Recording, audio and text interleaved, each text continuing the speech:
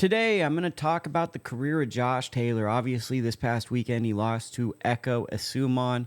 Probably said that atrociously wrong, and people will not focus on the content, but how I pronounce the name. Before we get into it, I'm going to show like a cool thing about this channel. Be sure to like, comment, subscribe to the channel to get great videos just like this. Okay. So Josh Taylor is one of these interesting figures, and I've got my notes over here like a true broadcast professional. So he kind of emerged in 2015, and it was actually a very interesting card that he emerged on. He emerged on a Carl Frampton undercard, and if I'm not mistaken, let's see if I might be mistaken. I believe Jamie McDonald was featured on this card. Maybe he wasn't actually. I had this whole great segue about how things... Nope, he wasn't. That was a different card. But he emerged in America on a Carl Frampton undercard early in his career, 2015. Moves fairly quick, and then by 2017, he's fighting the likes of O'Hara Davies, who at the time, to me, American Fight fan, I'm like, who is this guy? But he's undefeated.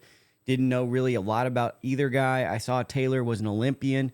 Kind of had an exciting style, so it's like, okay, he'll probably win. But honestly, this happens all the time, American bias. You don't really know which fighter is more consequential or which fighter is better because you just don't have the insight and knowledge about either fighters. He stops O'Hara Davies in a battle of undefeated prospects, goes in, fights Miguel Vasquez, albeit Vasquez at that point was kind of a shell of himself, a good veteran, former world champion who was known for being a spoiler. Then 2 fights later, beats Victor Postol, tough fight. And this is all very early in his career. Then he enters the World Boxing Super Series, goes Ryan Martin, Ivan Baranchek, Regis Prograis. So really a tough go of things before 2019. Then we go into the pandemic. After the pandemic, 2020 has kind of a stay busy fight. Beats Jose Ramirez in a very close fight. And it's starting to look like that early development, that early bout of tough fights. See, this is the thing that people never think about, and I'm going to go full circle on all this, but when you take a lot of hard fights early, it shows the level of the fighter, and it shows you can get to that championship pedigree. But Taylor took a lot of punishment early in his career that normally is reserved for the middle or the end of your career. So what we didn't really know at the time is in 2021, Taylor versus Ramirez was the last time we'd either see the top version of either guy. We've never seen Ramirez or Taylor at that same level since that fight. Ramirez, has been a little bit more strategic since that fight. Taylor's jumped into really tough fights and arguably could have lost his last 4 fights. All that being said, I don't fully know, but a part of me feels like what happened to Taylor is the wear and tear. I don't know if it's a specific injury or whatnot, but it feels like taking so many hard fights caught up to him. I never saw necessarily a decline in his skills. I never saw a decline in ability. I just saw a guy who he couldn't quite do the same things. Taylor, in his prime, was a big, nasty fighter who had good reflexes, good ability of range, but he also had a trait that we're starting to see now in the second half of his career that has stuck with him, but he just doesn't have those exceptional moments as often now. He was very up and down to his level of competition at times, but when he was up, he looked like a Hall of Fame boxer, and when he's down, he was kind of looking like what he has looked in his past couple of performances, but he was able to differentiate and separate, possibly because he fought down to the level of competition. Now when he's facing top-tier competition, he's not able to fight up to that level of competition. This past weekend, he moved up to welterweight. He takes on Ekow Essuman. He's on a win streak of sorts. Essuman beat Chris Congo. He has some esteemed wins.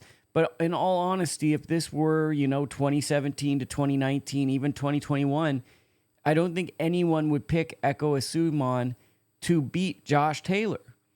This is a guy that in Taylor's prime, I think we all believe he would have beat.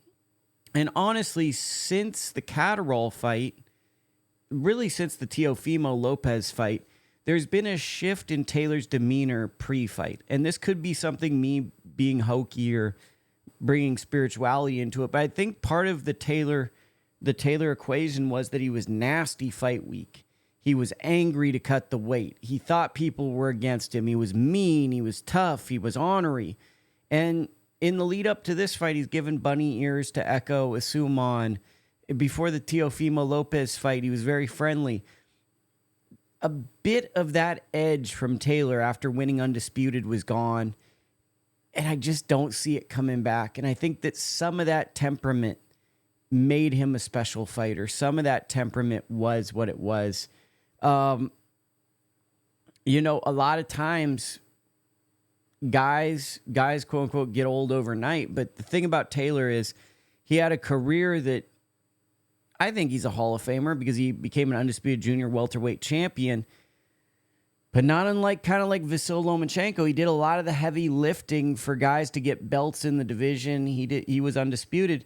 But then when it was time to face like the most interesting names of his era, he never really picked up the win. He had the grudge match with Catterall. He beat Catterall via split decision. A lot of people thought that he had won.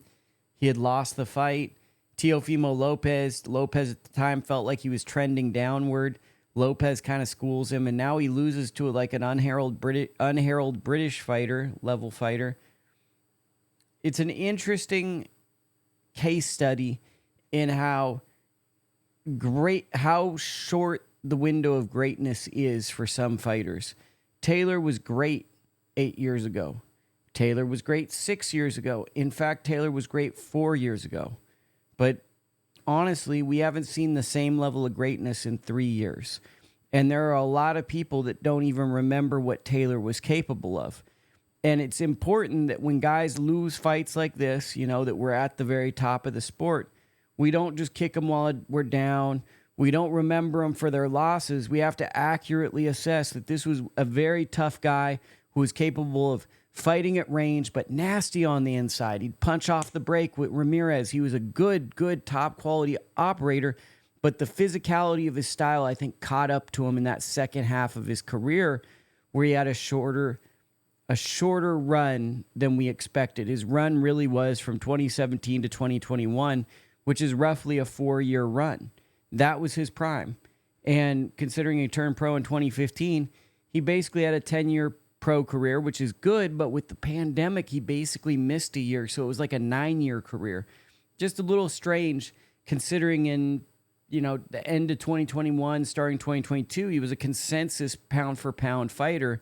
And now you don't really hear him get mentioned in the same regard. Boxing is a cold game, and people love to dispose of great fighters and say they were never that. Part of the credit goes to Ekow as well for him coming in and outworking a veteran fighter with Hall of Fame pedigrees and taking the fight from him. He had to do something, and Taylor can beat a lot of top guys, just not the ones he's been facing lately.